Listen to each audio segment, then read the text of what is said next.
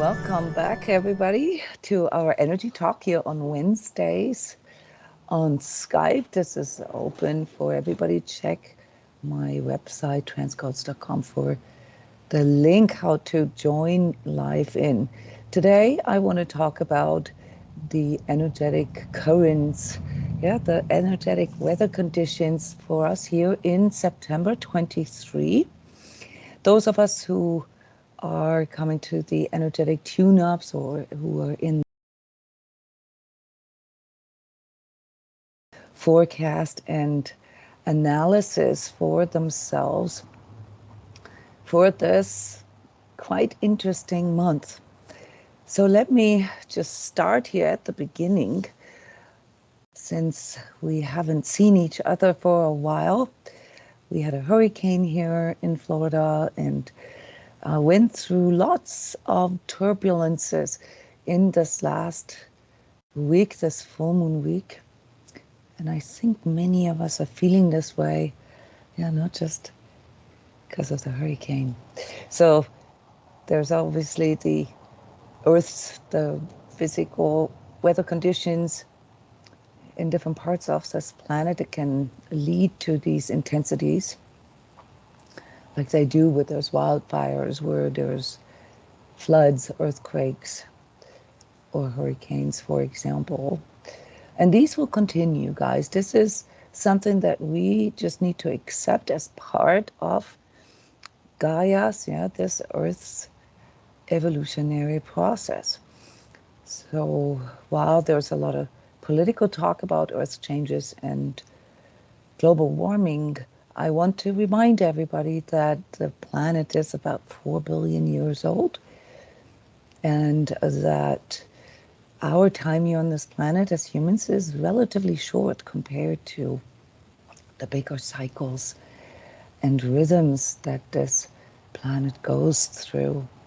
And things are often not as they appear, as you know from your own life. If you look at things from a very narrow perspective, a very narrow time frame, then they often look terrible.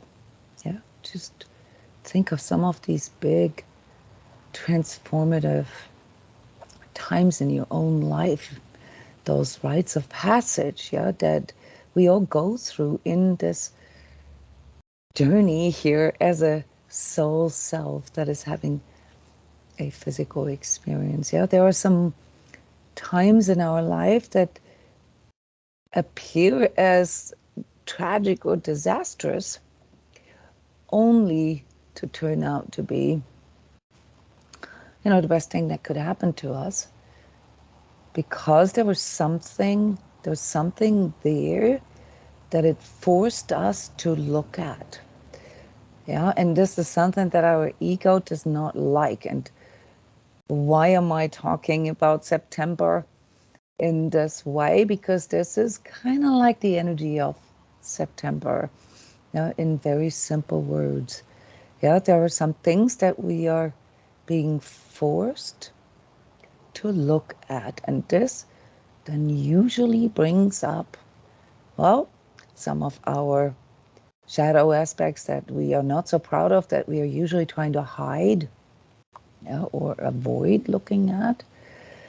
This was why this last week, this unbelievable blue moon, the biggest, brightest moon in 14 years last week, brought so much forward in us, because it kind of made us having to look at things. And it does that, obviously, as below, so above, which means we are looking at it from these different states of consciousness when we are investigating the energies of a place, a person, a month. Okay, so seen from the larger perspective, say, of these higher forces that are there, what it is that we're going through overall is an evolutionary process, is a beautiful process. It's the process of growth and expansion. Now, from the perspective of humanity, we're going, yeah, seen through the lens of our societies, we're going through a massive sort of transformation that at this point looks very much like chaos and perhaps even devolution, yeah, like a regress. This is often the case right before bigger changes can manifest. Yeah, maybe you've noticed this in your life as well. The the colloquial version of this would be it has to get worse before it can get better. So that's kind of like where we're at right now. It's nothing to be worried about if we understand the bigger cycle, if we can see the bigger perspective. But it does come with a few challenges in our personal lives, and that's something that I wanted to illuminate with you guys today. Namely, well, how do we handle this? What does this mean? What does it do to us when we have to look at the stuff that we normally don't want to look at? Is there anything that comes up for you spontaneously when I'm asking this question? What is it that you see as one of those things that can, kind of push you to the edge, yeah, when you have to look at that? How does this work with you? So, Hi, Jonah. So hi. what I'm saying again is how bad maybe that we thought things were, and I don't mean a worldview. I mean Mm-hmm. our own lives. Okay. You know that maybe the dark is even darker than, and I feel like I say this every month, but when I think, but maybe maybe I have a little bit of room, and see the good in a situation or in the person or in the just, and hope for the best. But then again, it's like another door shutting, going, oh, okay, I'm still being naive, still not quite there. Right. And it's sort of, it's amazing how much I feel I have to be pushed to see what's the truth. But All right, Emer, you are on a very interesting train of thoughts there. okay. Sorry, I didn't mean to interrupt you, but No, no, no, of course. So what I was going to say was, this is the first time this month, and we're only at the start of the month, that I actually feel really excited, and I feel like a detective, and I'm bloody well going to figure this out. so curiosity has taken over. Is that it? Yeah. Yeah. Yes. Uh, Yes. And curiosity, and okay, stop waiting like a pathetic flower drooping in the breeze or something, and just go after it. Go after it and stop waiting. I would love to highlight and underline what you just said, okay, because that's really what we do here. This is really my life's work, trying to motivate my audience to take reality as is, and instead of leaning back and feeling like a victim or getting caught in injustice and the struggle and the pain of it all, to actually investigate the deeper meaning of it. Now, why do we have to go through these things? Why do I have to go through these things? Not necessarily like why, in the sense of why me, but in the sense of like, there's got to be some kind of purpose. Everything that I can observe here around me in nature and the universe has a purpose. Okay, so investigating always means to enter sort of a level of neutrality where we are willing to look at what is. This doesn't mean that we have to agree with what we're seeing. Yeah, we can still have our own position with it. But if we don't make that first step where we are willing to look at things the way they are, we cannot even begin to discern what is truth and what isn't, because we're filtering things out. And so what you just said is so wise, because really, you know, this impulse to investigate, choose, and to find out, if you think about it, like, in that sort of personal sense, what works for you and what doesn't. What is aligned to you, what is true to you and what isn't. Be it people, be it jobs, be it places, be it ways of making money, ways of interacting with others, ways of, I don't know, spending our time, spending your time. These are all things that we can only begin to discern if we are willing to look at what is, like a review, like a reality check. And what resists in us, or in your case, what has been resisting, you called this pathetic. Yeah. I kind of agree with you, but it's, part of our ego nature. Yeah. To not wanting to look at things. Yeah. To stick the head in the sand. Yeah. Mm-hmm. To just rather avoid reality. Okay. Than stepping into becoming able to do something about it. Okay. And that's part of what we talked about here in the workshops last month about, recognizing the dark forces that are working through us in this way, not wanting to look at things. Yes, it's not comfortable to look at some of the things that we're not proud of or that we are simply not living up to, even, in regard to our own standards. But those things will not change by itself. Yeah. So through,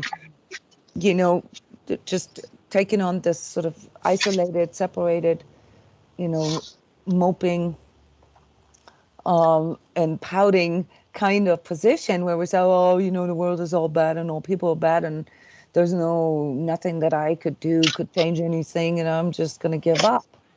Yeah, so that is, exactly what needs to be seen. And the question is, not just for you, for anybody really who is willing to step into the courage to investigate reality, and including all the errors in our perception, is what do I need to let go? What do I have to let go in order to live a life that is more truthful, that is more congruent, that is more aligned to, say, my true needs, my true wants? Now that just matches up better with me. Now, can we change the world? No. But can we change the way we perceive the world? Oh, yes. So something's got to go. September is the month of something's got to go. Okay? And it's our job to figure this out, what it is that needs to let go of, that we need to let go of. Yeah? So typically when I say things like letting go, something's got to go, the ego jumps into this like, oh my God, what does she mean with this? Does this mean I'm going to lose a lot of money, or I'm going to lose my house or my job or whatever? Yeah, so the ego immediately jumps into this like sort of biggest threat or fear scenario. And that is something that we need to consciously witness. Is this really good for us? I mean, is the ruminating, is the what ifs, is the constantly telling myself that I'm not good enough or all the bad things that could happen, and spend my life in that kind of awareness, is that really who I am? So behind all this is the impulse to step into self-responsibility. And seen from a higher state of consciousness, it is actually the state of self-selection. And I've talked about this quite a bit here in these last weeks. What it is that gives us this power of choice. It's freedom. Without freedom, there cannot be truth. Because if we don't know that we have a choice, first of all, we can't see that there are choices.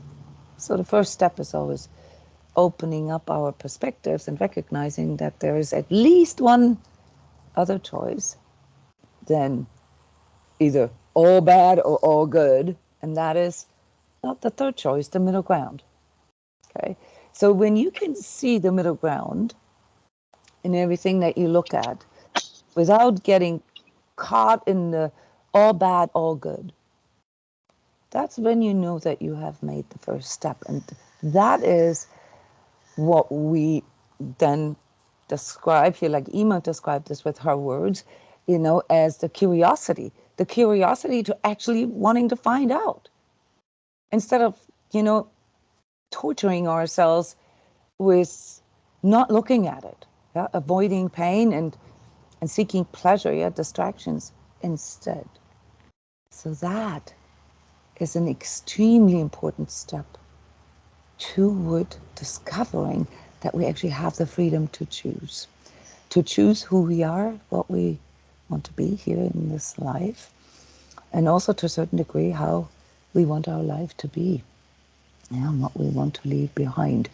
So these more spiritual questions, yeah, that arise out of becoming willing to look at what is, yeah, these truths that arise out of the choice to look at it. These truths are going to hit us hard this month and continuing till the end of the year. I've mentioned this already. This month is almost like a practice round. We are looking at something here toward the end of the month, the equinox. This is the shift change. Yeah, it's where daylight and night, yeah, the forces of light and the forces of dark are exactly the same, which means we can see them sort of lined up if we look. And those times always bring these needs to clear things out so that we can see better, feel better, choose better, decide better what is good for us, what is aligned to us, so that we can develop a stronger sense of self. A stronger sense of self. That is the goal of, well, not just September, but our journey here as humans in this physical realm, until our sense of self becomes so strong and so unified that we can call ourselves I am, the capital I am, which is a sort of an esoteric way, the spiritual way of referring to Christ consciousness. Christ consciousness as, tied to the avatar who brought this, the master who brought this into the physical realm for us. Yeah, it's not religious. Yeah, it is a certain power, and that power is the power to become free, to individuate yourself as your own soul self, and therefore, becoming able to tap into the free will, the power of choice. So you see how all this is connected. And the third power, yeah, we've had freedom, we've had truth, that then leads to us becoming able to integrate this, yeah, to manifest this in our lives, is love. And not the sappy love that we know from, books and movies and songs, but the kind of love, yeah, that arises in us when we begin to feel connected to all there is. When you begin to feel connected with all there is, you begin to see the beauty in all there is, including the expressions of darkness, because you can recognize that without the darkness we wouldn't know the light. Yeah? Without the lack or restriction of freedom, we wouldn't know what freedom is. The last 4 years were a very good example for this. Without the lie, yeah, without the untruth, without the illusion or delusion, we wouldn't know what truth is. And without the coldness and the machine-like handling of what a human is in our societies, we would not know what it actually means to be human and how much love becomes an instrumental and essential power to step into finally actually knowing and internalizing what it means to be a spirit being, yes, and a soul self that has this individuated physical experience here on earth. So you can see there are some bigger things that we cannot fully understand yet because we are not sure what we are.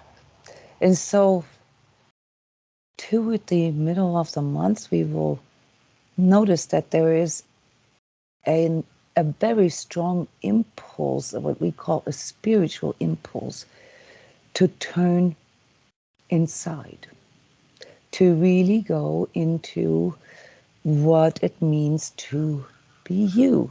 And some of that, guys, will be triggered through this, well, being forced to let go. Being forced to let go of what? Of your persona, of your false self. Yeah? Because anything that is no longer true will have a harder and harder time, yeah, to catch up, to keep up with these rising vibrations here on our planet. In other words, yeah, what appears to be a crisis is indeed a way for us to learn to become more truthful, first with ourselves and then with others. And then finally with, our own soul self, yeah, and to recognize who we truly are. So this is a very big journey. Yeah, in some teachings it's called the hero's journey, because we have to, out of our own volition, out of our own choice, and this is extremely important that you understand this, develop out of this externalized and dependent ego state. In our ego state, we are dependent. We make ourselves dependent on not only outer authorities or society or whatever rules and regulations, laws. No, we also make ourselves dependent on, let's say for some, it's more the physical existence. And therefore, we get caught in our fears of death. Yeah, and the fear of the unknown after death. So that is a typical fear that someone can get pulled into when one only believes in the physical existence of self. Yeah? Or we get wrapped up in the way it feels, the way, our sympathy, antipathy, like whether it makes us feel good or not. That's emotional. Yeah. Another form of darkness that pulls us into no, I don't want to deal with this. It pulls us into, these coping mechanisms of the ego, yeah, the avoiding pain and seeking pleasure. Or we identify ourselves with our minds only. We're dependent on our minds. We believe in a paradigm that sounds like I think, therefore I am. And in a way, make our thoughts God, which is quite dangerous. Anybody who's ever investigated the nature of thinking knows that 90% of your thoughts aren't actually your own. Why is that? Because you have not fully become aware of your thinking apparatus, of your consciousness. It is your consciousness, ideally, yeah, that is supposed to produce the thoughts or receive them, but not some kind of machine language conditioned program in you. So until we can claim that we can think for ourselves, that we can think our own thoughts, we are dependent on something, the very thing that, feeds us with these thoughts. And I can assure you that most people are not aware of what they're being fed with, and especially not aware of who feeds them, what these forces are that feed you through specific kind of thoughts. And so it's no surprise that this very investigation of reality, that can help us to evolve, to develop our consciousness, must start right there. Yeah. So we need to kind of better understand the hierarchy of things here. What comes first? And this month comes in with very heavy mental energies, sleepless nights, and these kind of things. Lots of critical inner voice and negative inner self-talk, and you can already feel this.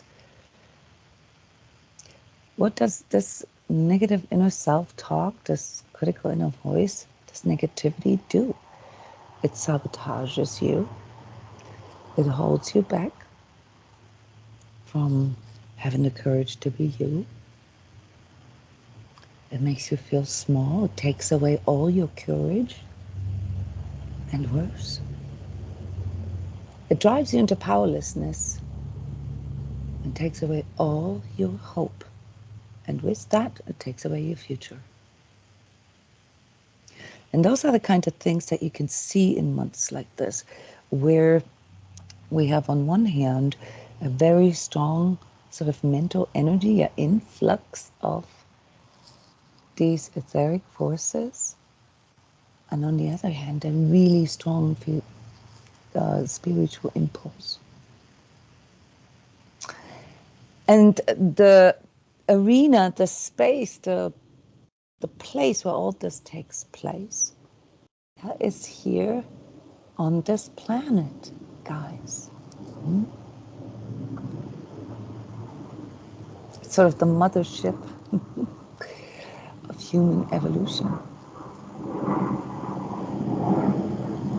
And don't you think that Gaia, Mother Earth, we all call it this way, by the way, in all languages and cultures, reacts to her children, we're all Gaia's children in a way, metaphorically spoken, going through these processes, these extremely transformative processes. I often compare our consciousness development at the stage in which we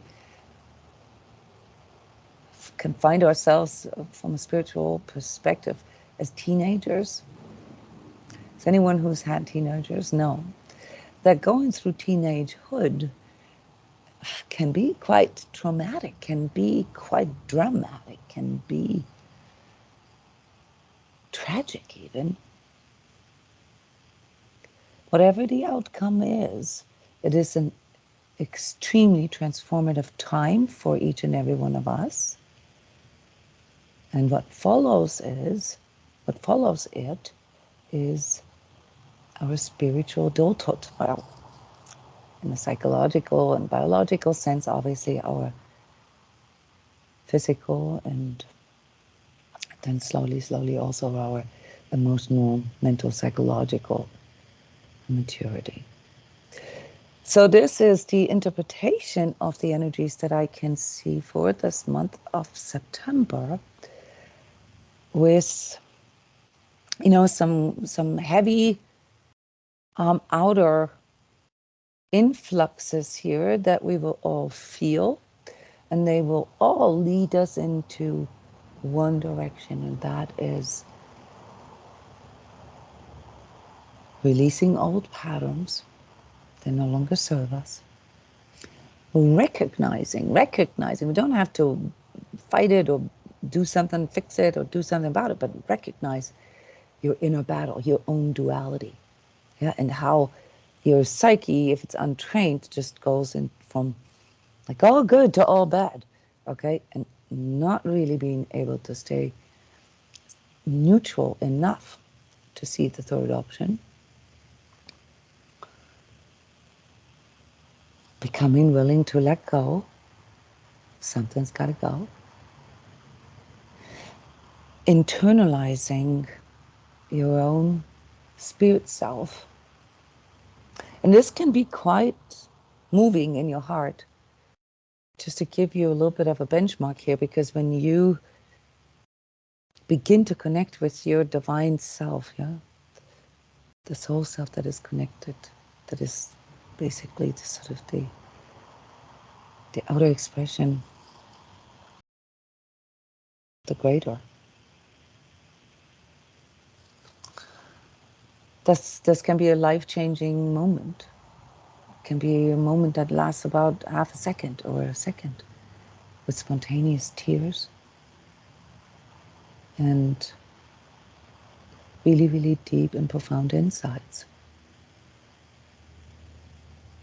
that can then give you back your will, that can then give you back your freedom of choice, recognizing who you are, what you came here for, and what you're not going to let others or ideas or societies or whatever take away from you.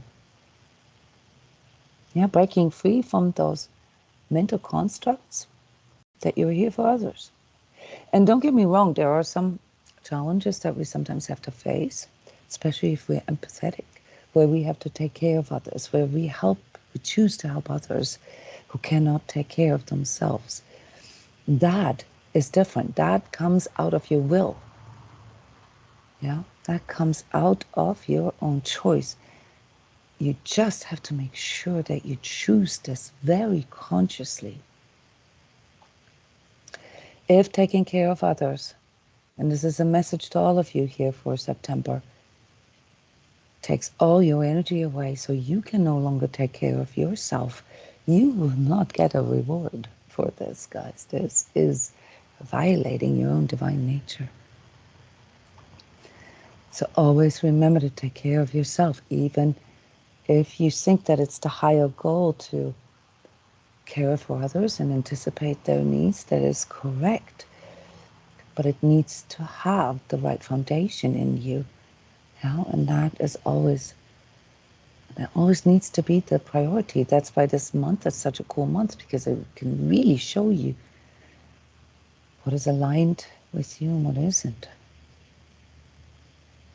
And then lastly, recognizing that once you step into your will, that you can actually co-create, you can sort of co-manifest your future. You are making your future much more tangible. And how do you do this? By shifting your perspective, by shifting your inner alignment, by shifting your attitude. What kind of future do you think you are energizing by being negative, derogative, judgmental, demeaning, blaming, unforgiving, vindictive, or worse? Because that's one of the most prevalent states that I'm observing right now, apathetic.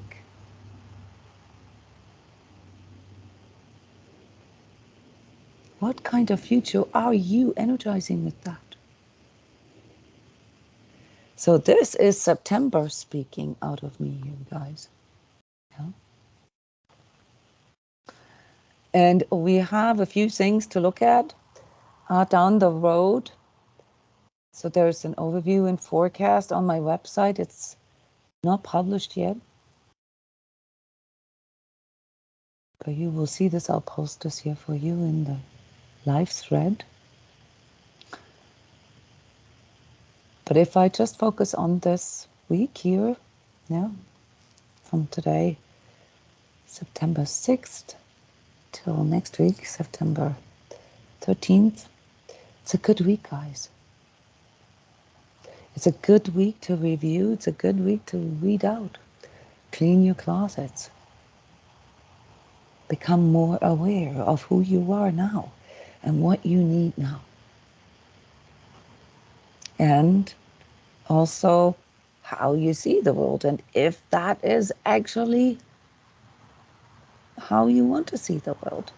Yeah, so changing your perspective can happen on all these different levels of awareness: physically, emotionally, mentally, socially, spiritually, or energetic. And that's ultimately what we need to work toward to. How do you know? How do you know that you are letting go of something that needed to go? By feeling a deep sense of relief. Even if there's some pain, some letting go pain associated with it. Do you guys know what I'm talking about? A deep sense of relief. For whatever the reason, it doesn't actually have to have a reason. You just feel it. Yes. And yeah, you feel lighter. So this is what we practiced here last week with the Grace Sacral Heart Fusion Marathon. Very, very deep marathon, guys. And right at a full moon, this was like big stuff, but I can share something out of my personal life, and some of you already know this. That less than 48 hours ago, our old family dog died. And it was something that was coming for a while, but we hadn't realized how much stress, this caring and worrying and sort of, trying to work around all these things that come. This dog was very old for its breed and needed a lot of things. And in a way, he's outlived his life expectancy, so we're very, very grateful for all the extra time that we have with him, and we very consciously engaged in this process of letting go. We made a big family ceremony out of it. It was very beautiful. And in the end, even though the time leading up to it was very painful, the last week was painful. But in the end, if it is done in a conscious way, in a loving way, in a truthful way, yeah, there was a sense of lightness. There was a sense of, okay, and now comes the new, now comes the next chapter. And this is a feeling that is very difficult to transport. So as a coach, I always try to hone my clients into this. Yeah, picture yourself after you have gone through all these challenges.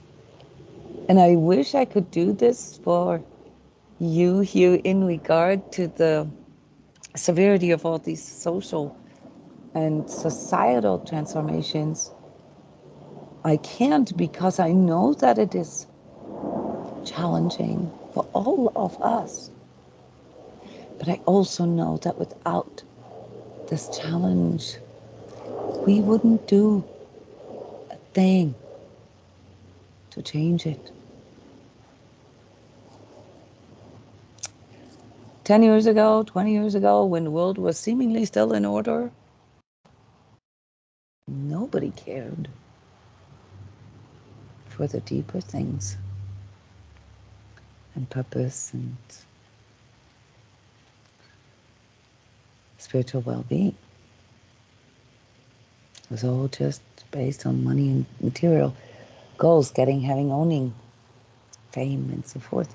Now, this will continue a while, but with these impulses now, where, we see that the material world is changing so fast that we honestly can't control this anymore. And this reality check that, well, no, we can't control it.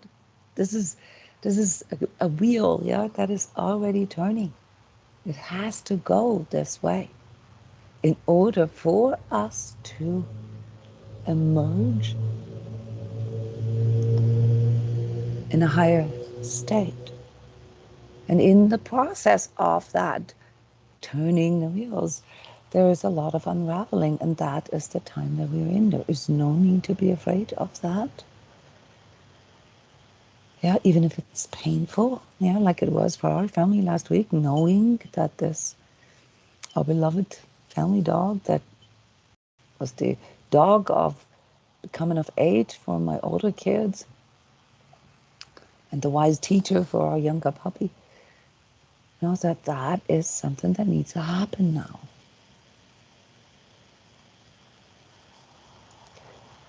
And in the end, it's for a good purpose, so that we can grow, so that we can mature. And if we do all this, if we can muster the truth and the love, that is needed to embrace all these processes, these transformations in our lives, there's nothing we need to be afraid of. Because guess what? You're energizing then. You're energizing grace. You're energizing hope, faith, and charity. Freedom, truth, and love. Collaboration, true equality, and true freedom. Yeah. So, with these deep words that our channel, like the month, wants to present itself,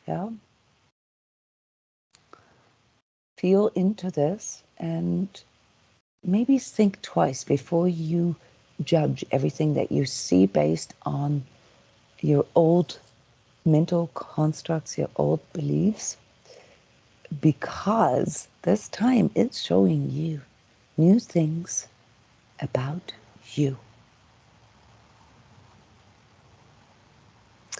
So this is it, guys. With that, I would like to end this energy talk here, the interpretation of these September energies that we are in. And as we keep going, we will investigate this deeper with our workshops and more energy talks and study group and daily sacred cells, so that we can better understand what our ego cannot know.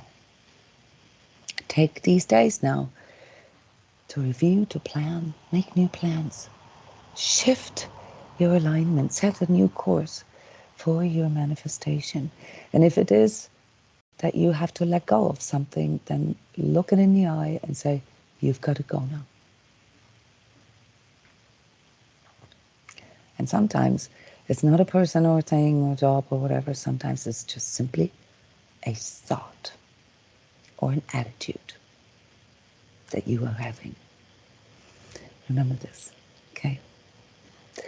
Stay conscious, guys. See you again soon. And remember, we have the study group on Monday nights now, on top of all the beautiful daily Sacred Self online meditations and energy talks. And soon we'll have a new group for you. I will talk about this next week. Bye-bye.